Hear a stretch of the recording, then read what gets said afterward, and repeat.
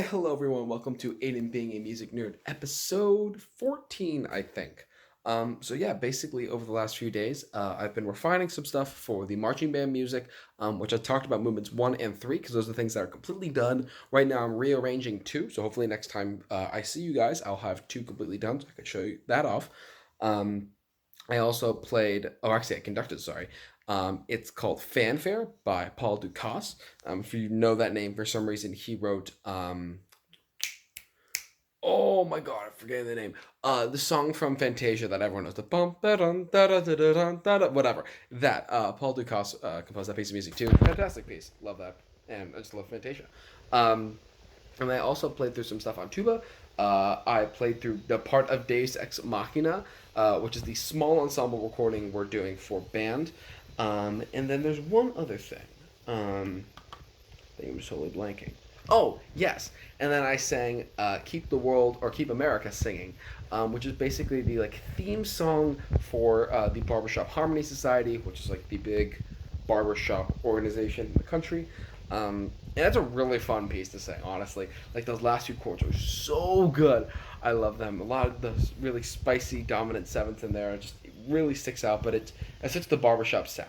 I've been trying to do that a lot more, just singing, especially now that like because we're back in school playing, we might need to be singing a little bit more and getting used to that.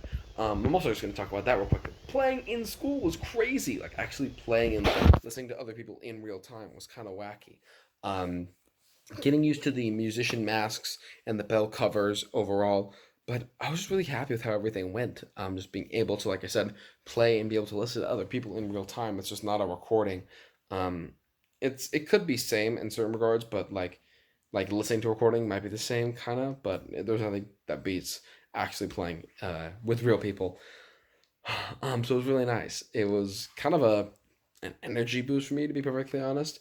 And I'm really excited for what the future holds for playing music, and then hopefully playing marching band music in person in the next week or two. Hopefully, when we get back from spring break, which I'm super super excited for. Um, so yeah, that's about it. Hopefully, you enjoy episode 14. One, two, three, four, two, two, three, four.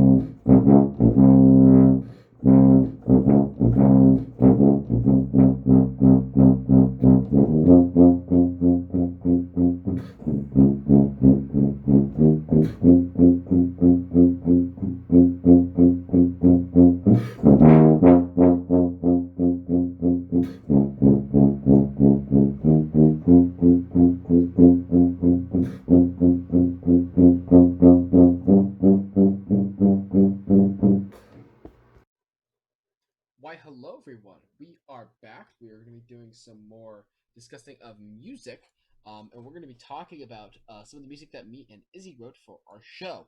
I know we had talked about the opener a little bit before us a while ago, but that's a little bit more refined, added some articulation. I will say the articulation a lot of times written, like over here in the impact, the very ba-da-da-da, but the way it like the way the MIDI performs the staccatos is kind of abominable. It goes da da da da da da, like it just sounds terrible. And obviously the staccato should be that clipped, but I wanted to write it in there, and that's because really what matters at the end when they're reading it.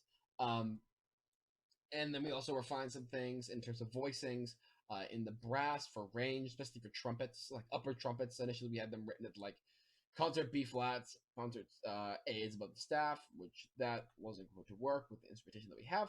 So we kind of had to fit for that. Like here, this was a B natural. It was up here, but then we had to bring that down. And yeah, there were some other changes that we needed to make. But overall, I was pretty happy with how this turned out. Actually, give me a second. Let me just fix this. Okay, awesome. Sorry, I just need to fix that real quick. Um, but overall, I'm really happy with how this turned out. And there was a lot of work that had to go into this, to be perfectly honest. Especially fixing all the voicings. Actually, I had to change the instrumentation, like the entire instrumentation. Because initially we had like 3 clarinets, and we had to condense that down to 2. We had 2 flute parts, now condensed down to 1 flute part. I don't know if we had this in the original. I'm pretty sure it wasn't when I first mentioned it. We have a flute solo now. It's Drunken Sailor, like the sea shanty, because we're obviously doing a pirate show. Remember, 8 lines are still here. But biggest thing is battery parts. I did not write these. I do not know enough about battery at all. You have a percussion writer, Zhao. Zhao's pretty awesome, and I'm very happy with how this all turned out. The other thing I'd say is that I want to fix this hit like before the 6/8 going back. With the impact sounds kind of awkward. So I'm gonna talk to him about that. But otherwise, I'm very happy with how this movement turned out. And then I'll play movement 3 after. So I'm pretty happy with movement 3 too. So yeah, now with battery parts and a flute, I keep saying piccolo because originally wrote for piccolo. Flute solo. Here is movement 1.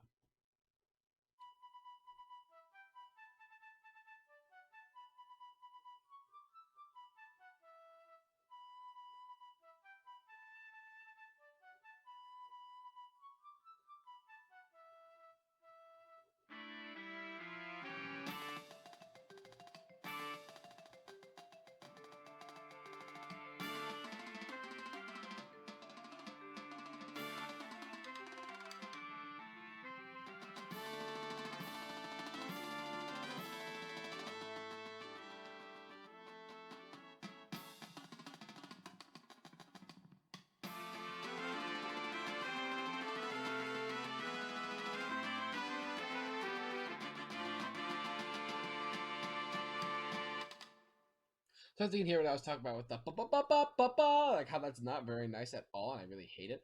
But overall, I'm really happy with how this turned out. So now movement 3. There's no percussion parts. I don't know if there are going to be percussion parts at all for this. But I just wrote this for wins. So yeah, it's obviously very short because we're like at 70. So especially making sure that we fit the show that we need, which is about like 3 to 4 minutes. We can't obviously have each movement be really really long. That's actually something that we had a challenge with. Is like with not having a lot of time, so like for the ballad, say maybe having like 45 seconds or so, like actually being able to create meaningful ideas and emotions and moving lines very abruptly. Like you really don't have the time to be constrained and like really draw out ideas. Like no, it's like okay, it's the idea done, next thing. Um and in this sense, I'm a lot more of a reserved person. Like I like to hold back all the big ideas and make you earn it. But because of the nature of this, we had to just kind of throw everything out there, which was actually very difficult for me personally. But this initially started with Izzy having a little idea of like just the melody of this, especially this major 6th jump. This the da da da da da da da da. That's kind of where we started. Um, and then honestly, like these last few bars, I kind of just wrote on the fly. I was like, that sounds about good. Like that sounds about right. Whatever.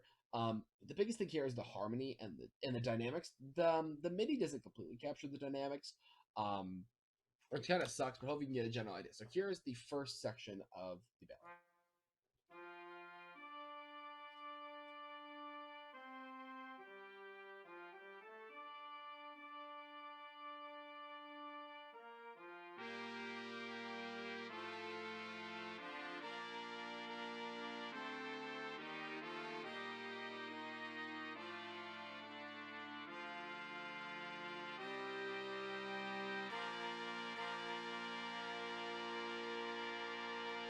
So one of the things you're asking is like, why is this 5/4 part? But like, I wanted to have the rearticulation of the ba ba, like that rearticulation. For some reason, that added a very nice quality to me.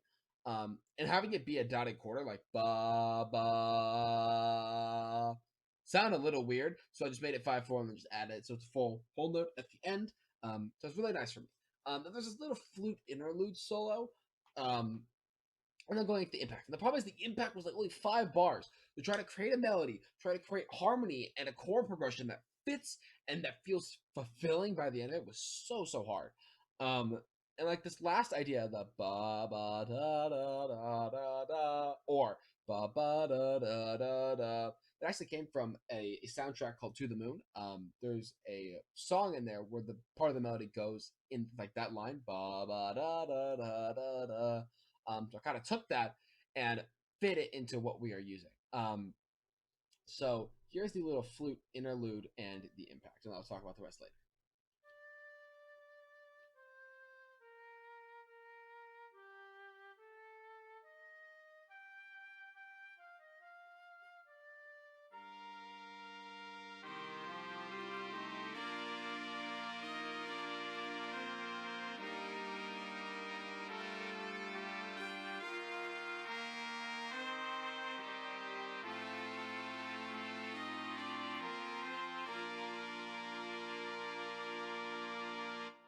So yeah, and I feel like that the ba da I feel like that is really nice to resolve. That might be a fermata, or I might extend this so it's 8 counts maybe instead of 4. For a little bit more dramatic effect.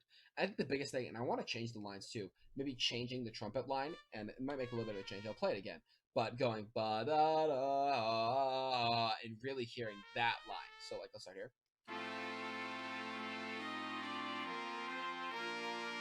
So you really hear ba da da. I feel like that's kind of something that's been neglected. Also, I don't know why in the MIDI sometimes it just emphasizes random notes. Like this B flat here, just emphasize it for no reason. If you listen, like it just sticks out for no reason. It's super annoying. But I gotta say also, like because of the numbers that we have for this group, I had to like really constrain myself, which I guess is a good thing and a bad thing. In terms of like all the ideas that I want to have, I wasn't necessarily able to get everything out there. But at the same time, it required me to be a lot more disciplined in making sure, that, like, hey, the bass flare, bari sax, and tuba parts basically need to be doubled almost all the time. So getting used to things like that, and not having too many ideas going on. And one of the things that Mr. Rainen mentioned, I totally neglected, and I think now it's a little bit better, or it's just now resolved, is like muddiness in terms of range and where everything sits. I've been much more cognizant of that, especially now rewriting 2, because I'm still rearranging some parts of that. But like especially for 3, and 1 as well to a degree, so making sure that all the ideas are very clear and like nothing sounds buried by something else. The other thing is like with 2, because a lot of the ideas are repeated, that's kind of the point, is that like things do get buried by the new ideas that are coming up. So I'm not going to play 2 now because 2's not completely done. Hopefully next time I see you guys, I'll have that ready for you. Um, yeah, I'm super happy with how this all came along, and a lot of the times I just kind of realized that it's something that you just need to hear it. It's not like, oh, if it's like the third of this chord, like no, like very rarely for me is it like I think of it in a theoretical sense to initially create the idea. Usually, you use the theory to justify what you have and provide context, provide harmony, and so on and so forth. Like these chords, I had used a little bit of theory, but the melody itself, I kind of just used my intuition of what I thought sounded right, what sounded good, what sounded correct. Um, so yeah, I'm really happy with how this all turned out. I hope you guys enjoyed listening to it. And who knows, maybe you guys will actually see the show perform live in a few months. But yeah. Keep the whole world singing all day long, day long. What good will come a winging on a song? Smile the while you are singing, oh carry, carry on. keep a melody ringing and ringing in your heart.